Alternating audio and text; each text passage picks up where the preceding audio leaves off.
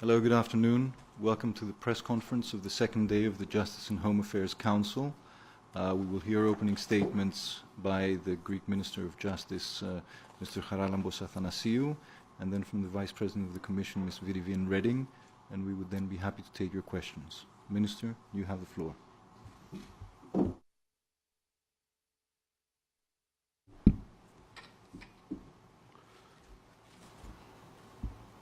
Καλησπέρα σας. Good afternoon. Πριν από λίγο ολοκληρώσαμε τις συνομιλίες επί των σημαντικότερων θεμάτων του τελευταίου Συμβουλίου Υπουργών Δικαιοσύνης και Εσωτερικών Υποθέσεων της Ελληνικής Προεδρίας. Με τους ομόλογους μου και την Αντιπρόεδρο της Επιτροπής και Επίτροπο Δικαιοσύνης, κυρία Viviane Reding, είχαμε μια επικοδημητική συζήτηση και καταφέραμε να φτάσουμε σε συμφωνίες που θα βελτιώσουν την καθημερινότητα πολιτών και επιχειρήσεων στην Ευρωπαϊκή Ένωση. Πιο συγκεκριμένα, το Συμβούλιο πέτυχε μερική γενική προσέγγιση επί συγκεκριμένων θεμάτων του κανονισμού για την προστασία δεδομένων προσωπικού χαρακτήρα. Η μερική γενική προσέγγιση περιλαμβάνει το πεδίο εφαρμογής, τους ορισμούς των δεσμευτικών εταιρικών κανόνων και των διεθνών οργανισμών, καθώς και τη μεταβίβαση προσωπικών δεδομένων σε τρίτες χώρες ή διεθνείς οργανισμούς. Είναι το κεφάλαιο 5. Έχουμε αφιερώσει πολλή προσπάθεια σε αυτό το νομοθέτημα. Σημειώθηκε πρόοδος ικανή να υποστηρίξει μια μερική γενική προσέγγιση. Επιτύχαμε μια καλή βάση για τις μελλοντικές εργασίες επί του νομοθετήματος. Ακόμη επιτύχαμε γενική προσέγγιση επί της πρότασης κανονισμού που τροποποιεί τον κανονισμό αριθμός 1346-2000 για θέματα αφαιρεγγιότητας. Θα ήθελα να ευχαριστήσω όλα τα κράτη-μέλη για τη συνεργασία τους. Καταβάλαμε μεγάλες προσπάθειες σε σχέση με αυτή την νομοθετική πρόταση, η οποία αποτέλεσε μια από τις βασικές προτεραιότητες της ελληνικής προεδρίας σε περίοδο οικονομικής κρίσης. Οι νέοι κανόνες θα διευκολύνουν την επιβίωση επιχειρήσεων που αντιμετωπίζουν οικονομικές δυσκολίες. Πλέον, το κέντρο βάρους μετατοπίζεται από την εκαθάριση στην αναδιάρθρωση των βιώσιμων επιχειρήσεων. Με αυτόν τον τρόπο, οι επιχειρήσεις θα παραμένουν σε λειτουργία και κατ' επέκταση θα διασώζονται θέσεις εργασίας. Επιπλέον, οι Υπουργοί Δικαιοσύνης ενέκριναν την οδηγία για τις οικονομικές εγγύησεις των παιδιών, που είναι ύποπτα ή κατηγορούνται στο πλαίσιο ποινικών διαδικασιών. Είναι το τέταρτο μέτρο του οδικού χάρτη περί των ποινικών δικονομικών δικαιωμάτων που υιοθετήθηκε το 2009 με σκοπό την ενίσχυση των δικονομικών δικαιωμάτων σε ποινικές διαδικασίες. Με την οδηγία αυτή διασφαλίζεται ότι τα παιδιά θα είναι σε θέση να κατανοήσουν και να παρακολουθήσουν τις ποινικές διαδικασίες στις οποίες εμπλέκονται και ότι θα μπορούν να ασκήσουν το δικαίωμά τους για δίκαιη δίκη. Κατά τη διάρκεια της απογευματινής συνόδου, οι Υπουργοί Δικαιοσύνης θα ασχοληθούν με ένα άλλο σημαντικό θέμα, τη δημιουργία της Ευρωπαϊκής Εισαγγελικής Αρχής. Το Συμβούλιο αναμένεται να επιβεβαιώσει την κατά προτεραιότητα αρμοδιότητα της αρχής για τη διερεύνηση και δίωξη αδικημάτων που θίγουν τα οικονομικά συμφέροντα της Ένωσης. Επιπλέον, αναμένεται να συμφωνηθεί ότι οι Ευρωπαίοι εισαγγελείς θα επιβλέπουν τις έρευνες και τις διώξεις εντός των κρατών μελών της καταγωγής τους, ενώ τα μόνιμα τμήματα θα κατευθύνουν και θα παρακολουθούν τις έρευνες και τις διώξεις και θα μπορούν, εφόσον αυτό είναι αναγκαίο, να παρέχουν άμεσες οδηγίες. Το Συμβούλιο ακόμα αναμένεται να εγκρίνει το συμβιβαστικό κείμενο για τα πρώτα 19 άρθρα του κανονισμού, το οποίο διαμορφώθηκε σε επίπεδο εμπειρογνωμόνων ως βάση για τη μελλοντική εργασία επί του κανονισμού. Από τα παραπάνω είναι σαφές ότι τίθενται κατευθυντήριες γραμμές όσον αφορά τη δομή και τη συντρέχουσα αρμοδιότητα της Ευρωπαϊκής Εισαγγελικής Αρχής. Πλέον υπάρχει μια καλή βάση για τις μελλοντικές συζητήσεις επί του νομοθετήματος. Θα συζητηθεί επίσης η πρόταση κανονισμού για τον οργανισμό της be discussing a proposal for a regulation on the European Union Agency for Criminal Justice Cooperation, Eurojust. The Council is expected to adopt guidelines as to setting up a viable and reliable Eurojust. And we are also going to be looking at adopting the second multi-annual action plan for e-justice 2014-2018. Further development of e-justice is one of the cornerstones of an effective implementation of justice both in the Member States and at a European level. This text focuses in particular on strengthening access to information on justice, improving access to courts and to out-of-court proceedings in cross-border cases, and also strengthening cooperation with third countries as regards e-justice. The Hellenic Presidency is coming to the end of its term of office. Soon we will be passing on the baton to Italy, and we would like to wish Italy all the best in their future work. Now, this doesn't mean that we will stop doing our bit to contribute to all the outstanding legislative proposals. Now, despite its problems, the EU will still continue being a guarantor of peace in our continent. It will guarantee the cooperation between independent sovereign states. That was the spirit guiding our work during our presidency, and that was what guided my work in my capacity as President of the Council of Ministers. Now, I would like in particular to thank once again the Vice President of the Commission, Commissioner Reding. I would also like to congratulate her for her resounding success in being elected to the European Parliament. And I hope that in her new post she will continue doing her best for the best of Europe. They say that the Hellenic Presidency has been successful. I must say, I feel that we have been successful as well. I don't think we would have been as successful had we not have the decisive and valuable contribution of Commissioner Reding. She knows her dossiers well, she has shown great sensitivity, and she has shown a great love and commitment to European integration. Commissioner Reding, I am sure that the Council will miss you. It's a loss for us, but I know that you will not be too far from us, and you will still be able to guide us and counsel us and help us whenever we need this. So thank you very much once again, Commissioner.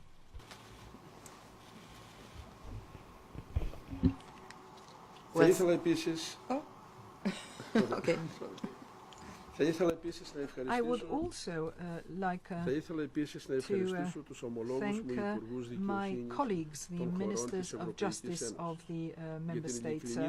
They have been very sincere in their willingness to help make progress and allow Europe to make one, albeit small, step forward in the area of justice. And I'd also like to thank the Council Secretariat for their invaluable help. I would also like to thank everyone who has worked in the presidency team, the presidents of the working groups, the JHA councillors in the Greek permanent representation, all the colleagues and staff who have been involved. They've all been working very hard with a great spirit of responsibility and dedication. And I would like to thank you, Ambassador, in this round of thanks for your invaluable assistance. Thank you.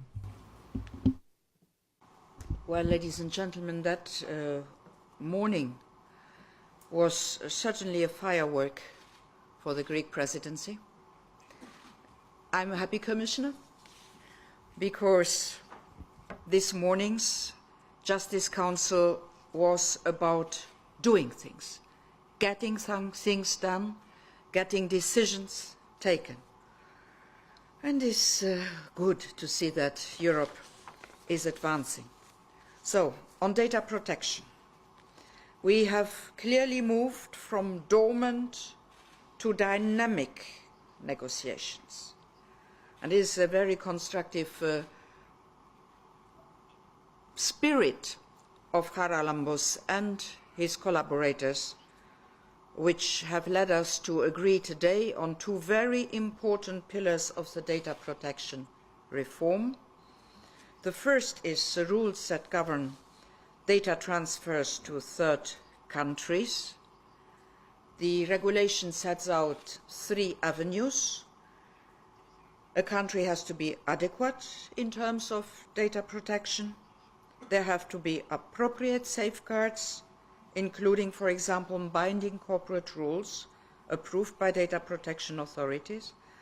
And in clearly defined specific situations, there can be exceptions, for example, for tax or competition investigations. Now, these 3 roads will lead the way to secure data transfers, and in light of all the surveillance revelations, this is an important signal.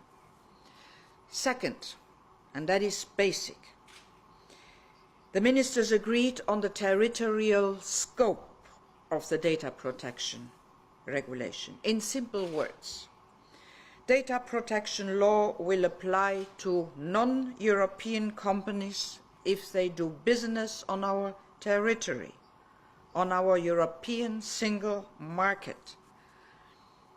You might think this is self-evident. I also thought that was self-evident, but it seems it is not.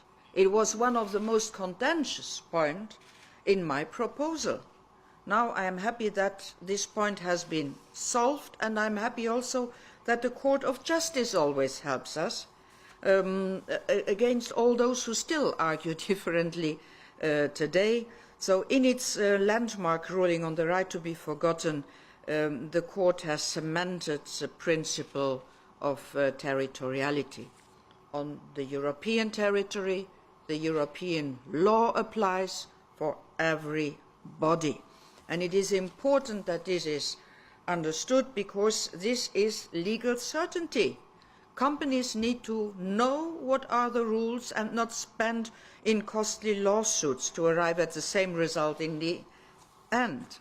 I would also like to remind the press conference about some of the colleagues, ministers, who have said, don't let the court make European law. It's on the lawmakers to make European law.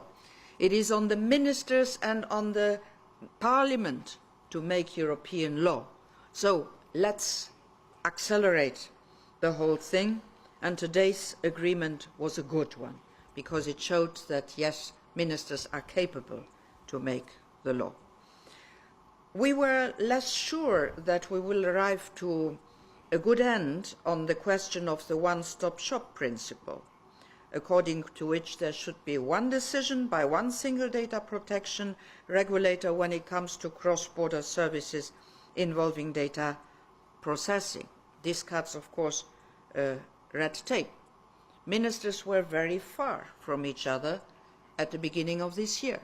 They have come very near to each other in June now, and I think this is important. That shows that on the basic question of one-stop shop, the positions are closer to the model for such a system, and the Italian presidency can finish this discussion in a positive way. What does that mean? That means that the data protection reform is on track. It is on track in order to be efficient for the date which our heads of state and of government gave themselves for the completion of the digital single market by 2015. It looks as if the data protection reform will be ready at the end of this year in order to be the basis of this digital single market. There was another important decision which has been taken today: protection of children in criminal court proceedings. Now, this has been done in a record time, because I presented the proposal only 6 months ago, and already the Council has agreed. Why is this important? There are 1 million children in Europe every year facing criminal justice proceedings. So it's not like many people think this is exceptional. No, there are very many children who are caught and brought to justice. And we are responsible to protect these vulnerable citizens with the highest possible safeguards, the assistance of a lawyer in order to explain to the child, who very often doesn't understand the consequences, not to be questioned in public hearings, to be separated from adult inmates if deprived of liberty, to be assisted by parents or other appropriate persons. In all our actions, we have to put the interest of the child first. And I really do hope that in the negotiations to come now between the Council and the European Parliament, this put the interest of the child first principle will not be forgotten. The third element of today, insolvency law. You know that I had developed, with the beginning of the crisis, this new chapter, Justice for Growth, because we saw very well that very many justice decisions have a direct influence on growth and jobs. Now here we got one, the new insolvency law, which helps businesses to invest and to maintain jobs, because it is easy to set up a business, but keeping it going can be very tough. Do you know that in 2012, when I proposed the current rules, well, we had a lot of companies who went bust. 50% of our companies survive less than 5 years. 200,000 companies go bust in Europe every year. That means 600 companies per day. You know how much loss of money, of jobs this means. That is why we change now the approach completely. We go away from the liquidation mentality to a rescue and recovery culture for viable businesses and individuals in financial difficulties. So give a second chance. Help companies to survive instead of pushing them to insolvency. That is what we have done here. The green light has been given, and that is the start of the final trilogue. It is important for our companies, and it is important for the people who work in these companies. Now, Haralambos, this was a council full of decisions, a council full of crafting compromises. You did something like Hephaestus, huh? You're a craftsman, the god for craftsmen. Yeah, but it was not Hephaestus, it was Haralambos. So thank you. You have done it with your team, we have done it together, and I think we can be very proud about what has been achieved during the last 6 months. Thank you. Thank you. We'll now take your questions. If you could state your name and the medium that you represent, please. Bonjour, Christian Spielmann de l'AFP. Madame Reding, Monsieur Athanasiou vient de le rappeler, le 1er juillet, vous allez partir au Parlement européen. Je voudrais savoir quel legs allez-vous laisser sur les négociations que vous avez entreprises avec les États-Unis sur la protection des données. Où en sommes-nous avec Safe Harbor et les devoirs de vacances que les Américains devaient remplir pour l'été? Je ne sais pas si vous serez encore là pour surveiller s'ils les ont remplis. Je crois que vous allez rencontrer M. You'll be Holder gone at the avant la beginning fin of du mois. July, of Est-ce que vous course. pouvez nous I annoncer think de you'll bonnes be nouvelles avec meeting les Mr. Américains? Ou Holder est-ce que in due effectivement tous les course. progrès qui Do ont you été have établis good news sur l'Union to européenne se announce? heurtent à cette Or difficulté has que all les the Américains progress ne veulent pas we've bouger? made in the EU Et ma deuxième run petite into the question, resistance of the Americans? vous avez And then publiquement a remercié second Snowden question. pour You avoir fait publicly avancer le dossier de la thanked protection des données dans Snowden l'Union for européenne. Snowden est toujours bloqué en Russie, cherche un endroit où aller s'établir. Est-ce que l'Union européenne pourrait faire quelque chose? Est-ce que le Grand-Duché pourrait l'accueillir et lui offrir un asile un peu moins froid que celui de Moscou? Well, to start with the third question first, actually, yes, 1 year ago, the the Snowden revelations were a real wake-up call in order to show that we do need laws and we do need rules which secure our companies and our citizens from undue snooping. The asylum, the political asylum, is a purely responsibility of a nation state. Has nothing to do with European Union, so the question about Luxembourg you have to ask to the Luxembourgian Minister of Justice. But I can answer you on the general question you asked on the relations between the European Union and the United States. You know that in 2011, it was December, I still remember, the Member States gave to the Commission the mandate for negotiating an umbrella agreement on data protection in the question of security and so police and justice cooperation. Since then we have negotiated heavily, without tiring, and we are in the final stages of this negotiation. I think that 95% of what could be agreed has been agreed. There are the last sticking 5% which are not yet clarified, and they concern the judicial redress. You know that Americans, when they come to Europe and they think Europe has, the authorities have not handled their case rightly so, they can go in front of a European court. An European traveller to the United States cannot go to an American court. So there is no reciprocity here, and we do not have the same possibility for a judicial redress. That is basic. You cannot make an agreement, and I say that very clearly, and I will say it also to Eric Holder, you cannot make an agreement if you do not have a judicial redress. Now, the United States have recognized the importance of this request on several occasions, and in joint statements also. But they need to have a law. And I have not yet seen this law to come, although the President of the United States also several times announced that there will be legislation. You might also know that the major tech companies of the United States today asked changes to be made in the Freedom of Information Act in order to improve the privacy safeguards.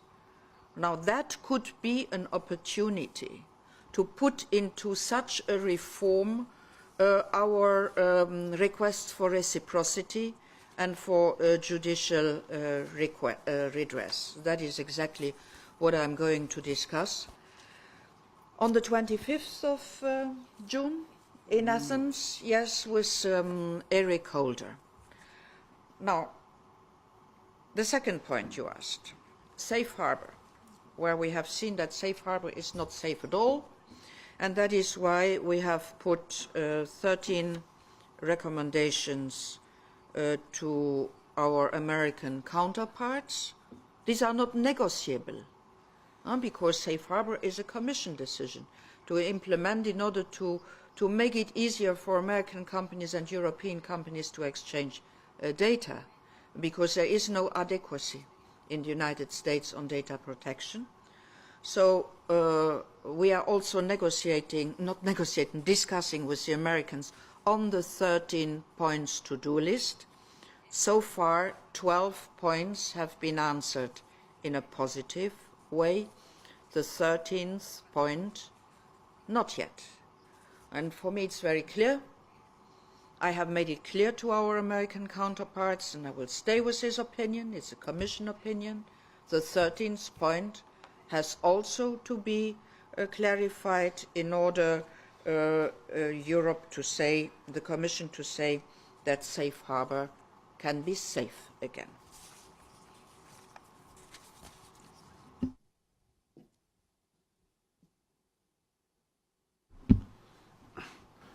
Εγώ συμπληρωματικά θα ήθελα να πω σε αυτά που είπε η κυρία Αντιπρόεδρος ότι πράγματι η υπόθεση Snowden ήταν η ευκαιρία για να αντιληφθούμε όλοι πόσο αναγκαίοι πρέπει να είναι και αποτελεσματικοί οι κανόνες προστασίας των πολιτών.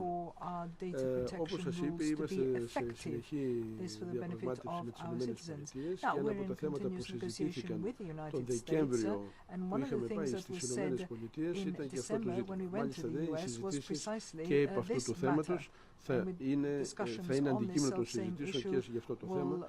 Τώρα τέλος Ιουνίου, 24-25 Ιουνίου, που έρχεται ο Αμερικανός Υπουργός Δικαιοσύνης στην Ελλάδα, όπου θα τον φιλοξενήσουμε και θα είναι και η κυρία Αντιπρόεδρος εκεί για να συζητήσουμε το ζήτημα αυτό. Τώρα για τον ασφαλή λιμένα, βεβαίως πάντοτε μέσα στα πλαίσια νομοθετήματος που θα κατοχυρώνει την αμοιβαιότητα. Για τον ασφαλή λιμένα ήταν νομίζω σαφής η απάντηση που έδωσε η κυρία. On safe harbour, I think the Vice President gave you the correct answer. We do need a safe harbour for exchange of information so that there are no leaks.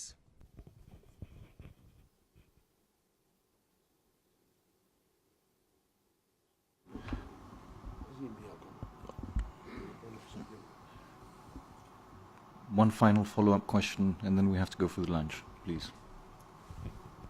Juste pour préciser ce 13e point, est-ce que vous pouvez nous dire quel est le 13e point qui bloque? Just to clarify this 13th les point, Américains ne seraient pas tentés effectivement de jouer la montre, sachant que la Commission va complètement changer, la présidence va changer et de se dire Americans not be tempted to play for time? You know, the Commission's coming to the end of its mandate, so maybe they could make a fresh start. Hear this very strange analysis of our institutions. We have an institutional continuity. And it is not because there might be, this we don't know, let's wait until the end of the month. There might be a change of commissioner, that there would be a change of policy. Everything a commissioner does is a whole college behind, so nothing is going to change in the continuity of our institutions. What are now, and you know that on safe harbour it is the sole responsibility of the Commission to operate on this one. I told you that on 13 points 12 have been somehow agreed. The 13th one is the national security exemption. For me, an exemption means an exemption and not a rule. We have a problem of definition here. I want to make it very clear that an exemption is exceptional, and that exemption is not a Hoover. So that has to be clarified before we can give our agreement to safe harbour. And if I say we, I speak in the name of my institution.